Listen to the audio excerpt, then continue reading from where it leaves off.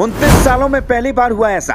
लाखों निवेशकों को लगा चूना, ठप हो गया कारोबार, बंद हो गया शेयर बाजार का सिस्टम। अब क्या करेंगे निवेशक, कैसे होगा बेड़ा पार? किसी ने हजारों तो किसी ने लाखों लगाए थे। मार्केट में डूब जाएगा क्या सबका पैसा? 29 सालों में जो नहीं हुआ वो अब हो गया। लाखों लोगों को चूना लग गया, पैसा पानी की तरह बह गया और आदमी दिवालिया हो गया। मतलब ये कि शेयर बाजार का सिस्टम पूरी तरीके से ठप पड़ गया। लेकिन ये हुआ कैसे? क्या अब हमेशा के लिए बंद हो जाएगा शेयर बाजार? कैसे मिलेगा लोगों को पैसा? कब तक ठीक होगा पूरा सिस्टम? चलिए हर बात को विस्तार से समझते हैं। भारतीय शेयर बाजार बीते 5 महीनों से पेड़ के पत्तों की तरह बिखर रहा है, जिससे निवेशकों में टेंशन बढ़ गई। निफ्टी 50 में लगातार 5 महीने की गिरावट दर्ज की गई है, जो पिछले 29 सालों में सबसे लंबा नुकसान है। यह गिरावट सितंबर 2024 के शिखर के बाद से करीब 14% तक पहुंच गई है, जबकि सेंसेक्स में भी 13.2% की गिरावट आई है। इस लगातार गिरावट की बड़ी वजह कमजोर तिमाही नतीजे, विदेशी निवेशकों की लगातार बिकवाली और विश्व स्तर पर बढ़ती आर्थिक अनिश्चितता है।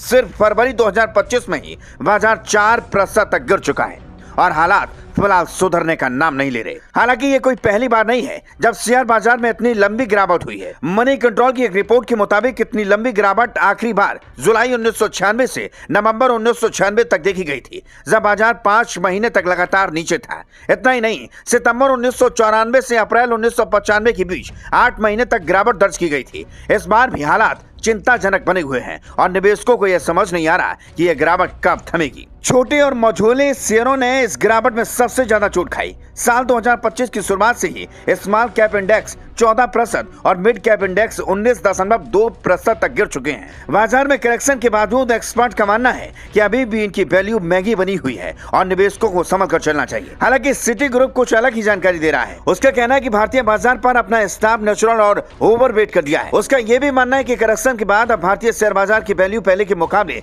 आकर्षक करने लगी है और अगर विश्व स्तर पर फिर से ट्रेड बार जैसी स्थिति बनी तो भारत अन्य देशों के मुकाबले बेहतर प्रदर्शन कर सकता है। 27 फरवरी को भारतीय शेयर बाजार लगभग फ्लैट बंद हुआ। फाइनेंशियल स्टॉक्स में तेजी दिखी, लेकिन ऑटो सेक्टर कमजोर रहा। खासतौर पर रिजर्व बैंक ऑफ इंडिया यानी आरबीआई ने छोटे कर्जदारों और नॉन बैंक लेंडर्स के लिए लोन नॉर्स को आसान किया, जिससे बैंकिंग स्टॉक्स में हल्की मजबूती देखने को मिली है। ऐसे में बाजार में मौजूद अस्थिरता को देखते हुए निवेशकों को बेहद सतर्क रहने की जरूरत है।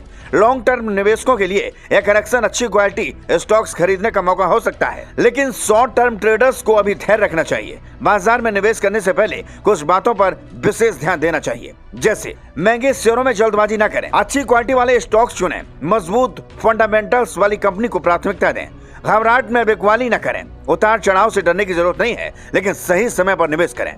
ग्लोबल फैक्टर्स पर नजर रखें। अमेरिकी बाजार और वैश्विक ट्रेड पॉलिसी का असर भारतीय शेयर बाजार पर पड़ सकता है। बाजार अभी अनिश्चितता के दौर में है, लेकिन अगर सही रणनीति अपनाई गई तो यह गिरावट भविष्य में मुनाफे में बदल सकती है। अब आप इस समस्या को लेकर क्या कहेंगे, हमें कमेंट करके जरूर बताइएगा।